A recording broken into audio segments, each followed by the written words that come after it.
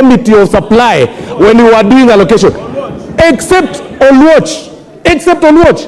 It is in this house that we allocate and reallocate funds. If you wanted to cut down the budget, if you wanted to downsize the surplus of a certain particular... Also be fair to Beatrice Elachi. She was here up to the end of time.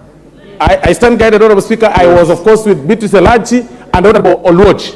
But all the rest were not here. You are talking about cutting down the budget as far as appropriation is concerned. That is a prerogative of this House. You are not here, Honorable Tienda Molo. So who else do you want to cut down that budget if you are not here? You are complaining that we are, collecting money left, right, and center. But we passed that budget here. We passed the surplus here. It is a shame.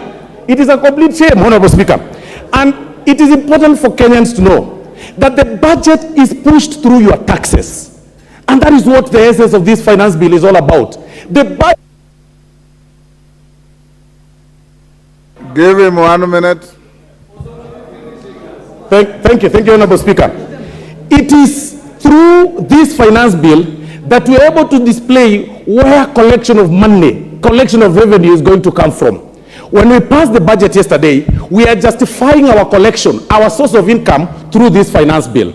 So even as you challenge the finance bill, ask yourself, what element of this Committee of Supply did you challenge yesterday in the Committee of Supply? None. You are telling us to borrow. How do we borrow? To what extent can this country borrow? Do you want us to go to Ghana way? How do you say that you are defending the content creators? But we've displayed to you, we've been able to reduce their taxation from 15%, to less than 10%. I mean, really, why do you want to play populist politics when you know you also need salaries? You know very well that your classes need to be built. Your road needs to be done. You are here shouting about CDF. Where do you want money to...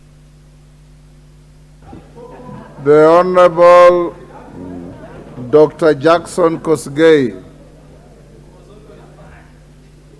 Jackson Kosgei. Thank you. Thank you, Mr. Speaker, for giving me this opportunity. On the onset, as I present my thoughts